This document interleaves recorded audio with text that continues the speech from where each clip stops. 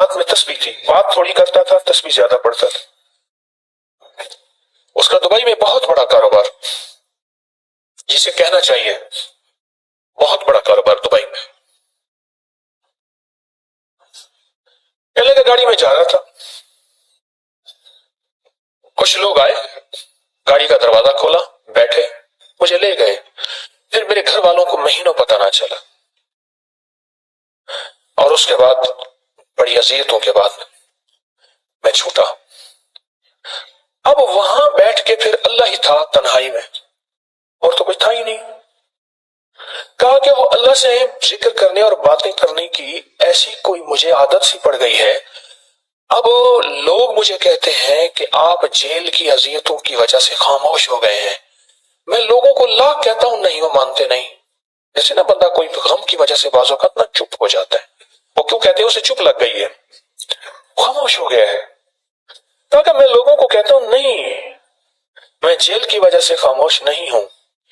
اس قید نے، اس جیل نے میرے اوپر جو آزمائش بھیجی ہے، اس قید نے اور جیل نے میرے اوپر جو آزمائش بھیجی ہے، اور میں پھر وہاں ذکر کا عادی بنا، دعاؤں کا عادی بنا، تسبیح کا عادی بنا، اعمال کا عادی بنا، اور وہ عادت سی پڑ گئی ہے، اور وہ عادت سی ایسی پڑی ہے کہ بس سارا دن اب اسی میں لگا رہتا ہوں،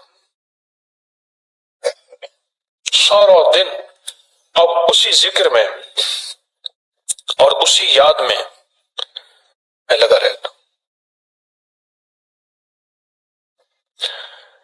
کہیں ایسا نہ ہو ہم بھی اگر ذکر سے غافل ہوئے، تسبیح سے غافل ہوئے، کوئی خدا نہ خاصا ایسی آزمائش آ جائے، اور پھر ہم ذکر اور تسبیح اور اعمال کے عادی بن جائیں، اللہ سے عافیت مانگے۔ اور اگر ہماری زبانوں پہ تسبیح ذکر آ گیا ہے عافیت کے دنوں میں، تو سمجھ لیں یہ اس کی عطا ہے، یہ اس کی نعمت ہے، یہ اس کی کریمی ہے، یہ اس کا فضل ہے۔ اس نے بہت بڑی آزمائش سے پہلے ہمارے اوپر اتنا کرم کر دیا، اس کا بہت بڑا کرم ہے۔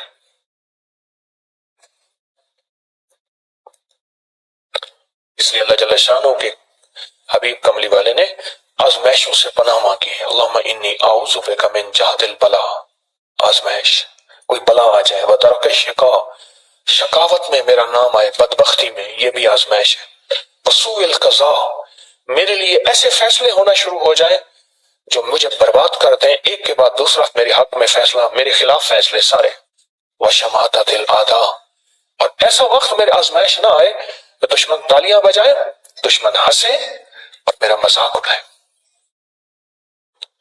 اس لیے میرے آقا نے، میرے حضور نے آزمائشوں سے پناہ مانگی ہے، عافیت مانگی ہے۔ اللہم انی اعوذ بک من زوال نعمتک، اللہ نعمت دی پھر اس کا زوال آ گیا، وتحول عافیت، عافیت دی اور تو نے چھین لی۔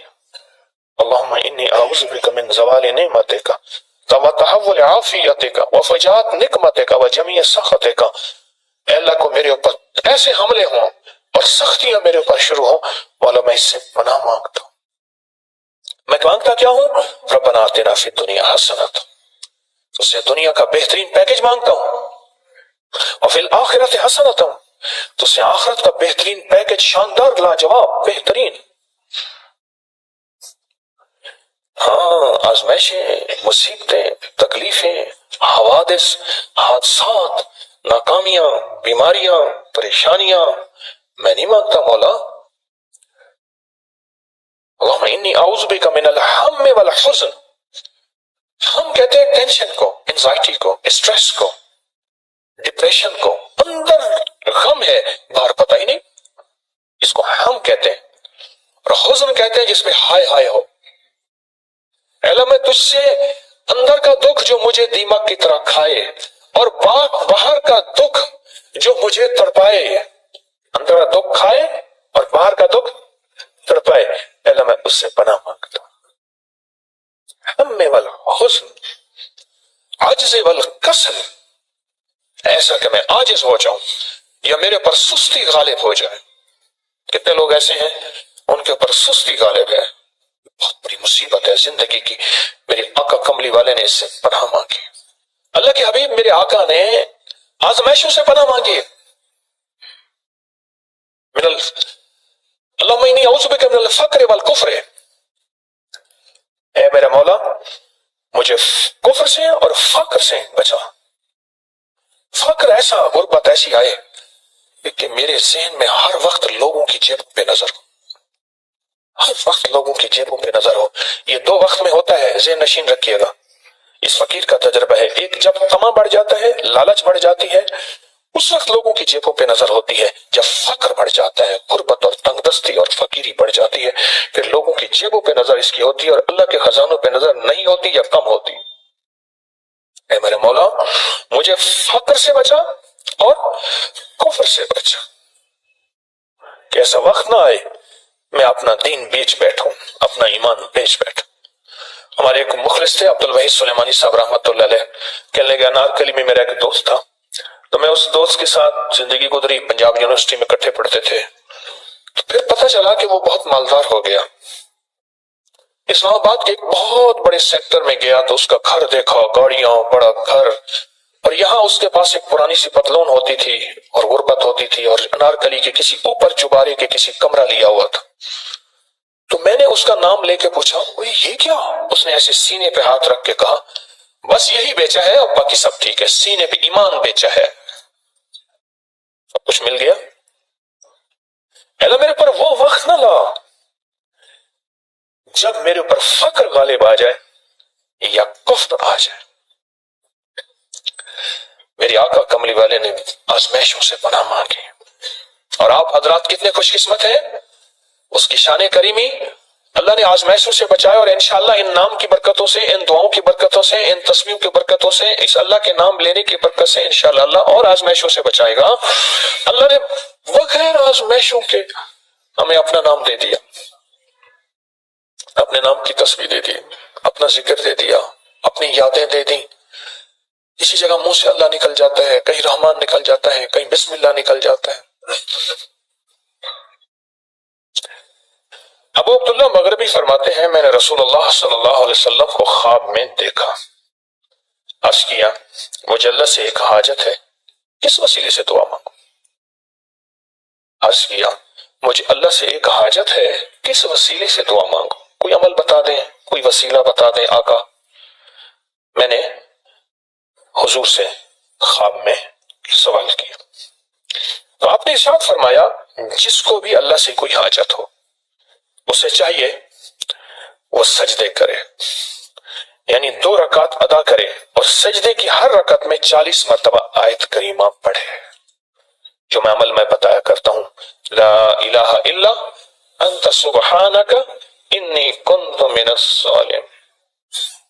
جب بھی کوئی مشکل ہو، الجھن ہو، پریشانی ہو، کوئی تکلیف ہو، کوئی مسئلہ ہو، تو میرے حضور نے فرمایا کہ تو ایسا کر، تو ایسا کر، تو کیا کر، تو نفل پڑھ، ہر رکعت میں سبحان ربی الاعلیٰ کے بعد 40 مرتبہ آیت کریمہ پڑھ، اور پڑھ ایسے ڈوب ڈوب کے، مانگ مانگ کے، گڑ گڑا کے، بھیکاری محتاج سائل اور منگتا بن کے پڑھ۔ اور حدیث میں آیا کہ کوئی مصیبت زدہ اس کو نہیں پڑھتا جس کی مصیبت دور نہیں ہوتی۔ آیت کریمہ کو فرمایا کوئی مصیبت زدہ اگر پڑھ لے اس کی مصیبت دور ہوتی ہے۔ اور ایک اور حدیث میں ہے کہ کبھی ایسا نہیں ہوا کہ کسی مسلمان آدمی نے کسی چیز کے لیے اسے پڑھا ہو اور اس کی دعا قبول نہ ہوئی ہو، اور اس کو ترمذی اور نسائی نے روایت کیا ہے۔ میرے آقا فرماتے ہیں کہ میں جب شب معراج میں میرا ایک شخص پر گزر ہوا جو نور عرش میں چھپا ہوا تھا، عرش کے نور میں اتنا ڈوبا ہوا تھا، خود چھپا ہوا تھا عرش کے نور میں۔ میں نے پوچھا یہ کون ہے، یا کوئی فرشتہ ہے؟ فرمایا نہیں۔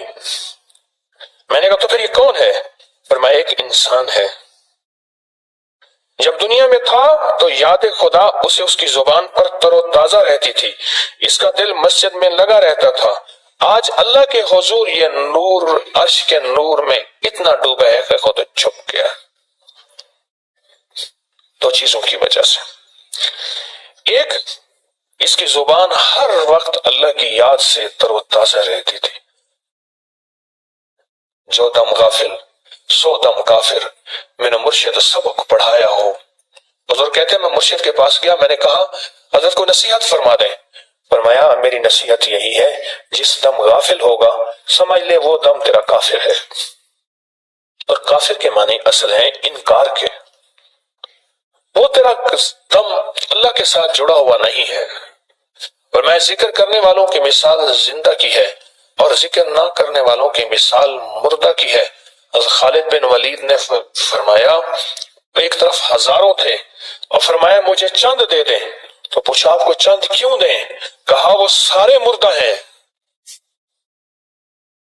وہ کلمہ پڑھنے والے نہیں تھے، وہ سارے مردہ ہیں، مجھے چند کلمہ پڑھنے والے دے دیں، یہ سارے زندہ ہیں اور یہ غالب آئیں گے۔ اور یہی ہوا، اور یہ کلمہ پڑھنے والے غالب آ گئے۔